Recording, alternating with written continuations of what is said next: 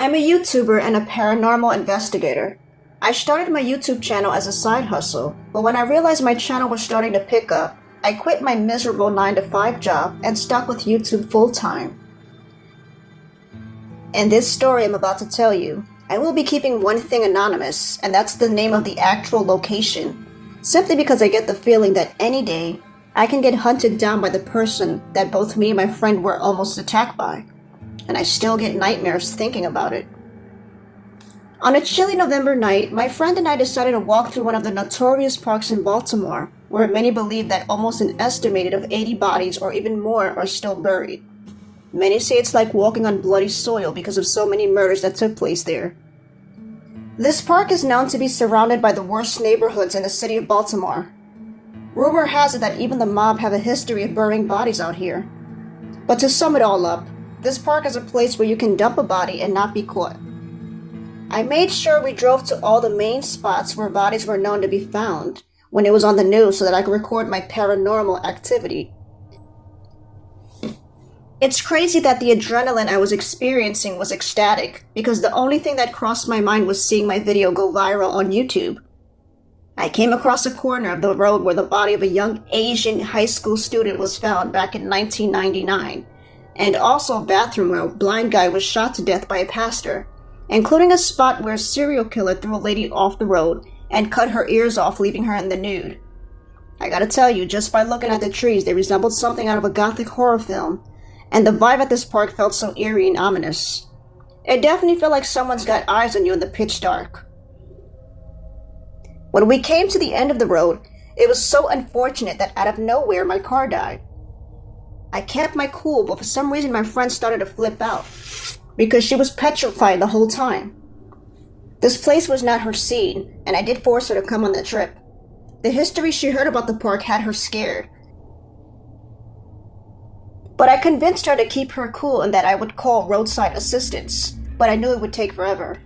And it was pretty terrifying. We were in the middle of nowhere. This was the end of the road at the park.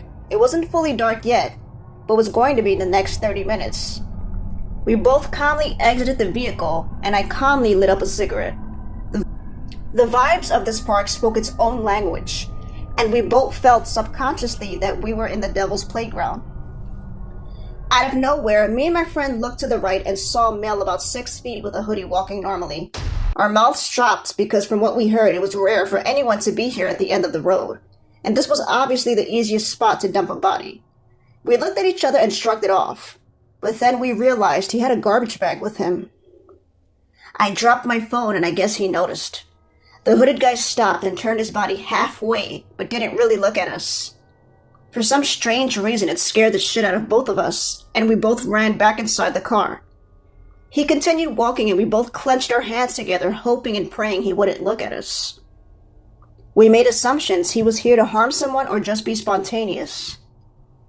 But as 20 minutes passed by, we were both getting impatient and both exited the vehicle.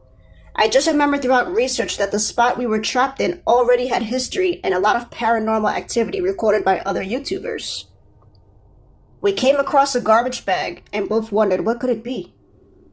I guess it had to be a dead dog or cat, but my curiosity got the best of me, so I decided to cut it open with my box cutter.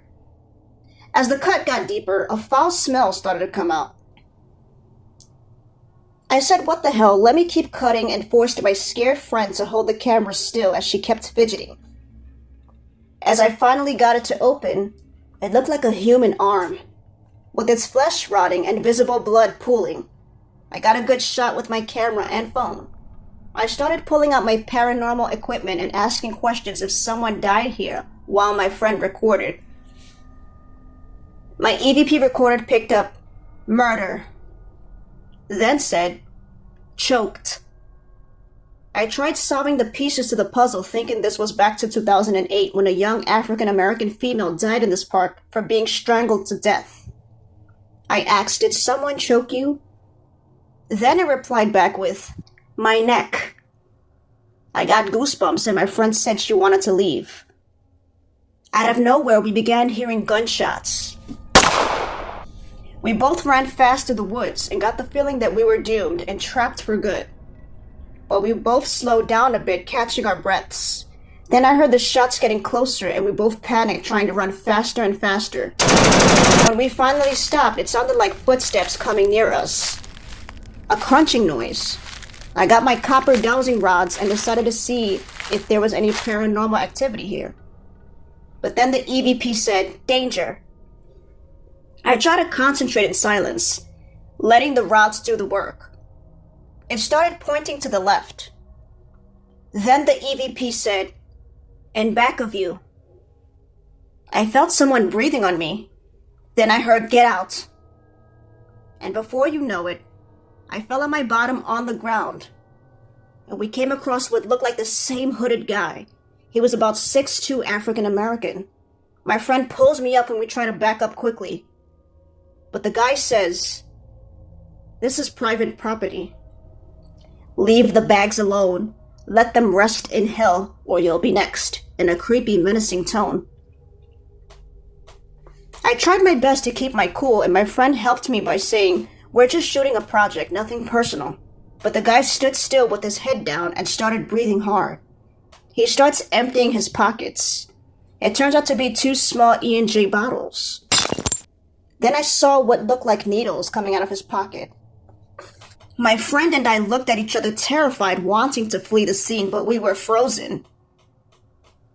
He looked up at us again, and I flashed my flashlight on his face. He grunted, and we both jumped and screamed. The guy looked like a walking corpse. I'm not sure if his intention was to kill us or do any type of harm, but he definitely was on drugs. We tried to do the best to flee the scene and distract him, but his eyes were glued on us. He had the shakes and started speaking very slowly. Then says, "I'm going to show you how we get down and be more." Me and my friends clenched hands again tightly, thinking that meant he was going to shoot us or simply just harm us. I slowly picked up a rock and threw it towards his direction to slightly startle him. Me and my friend fled the scene, running for our lives.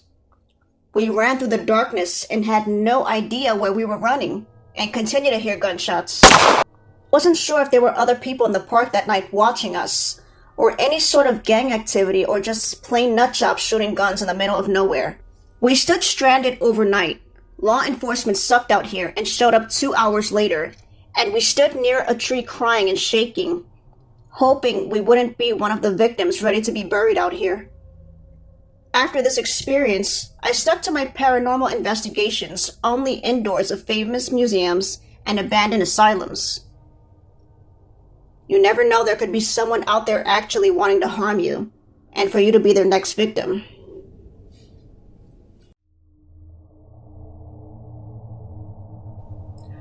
Back when I was younger, I had a habit of walking through public parks to cope with my anxiety and thoughts.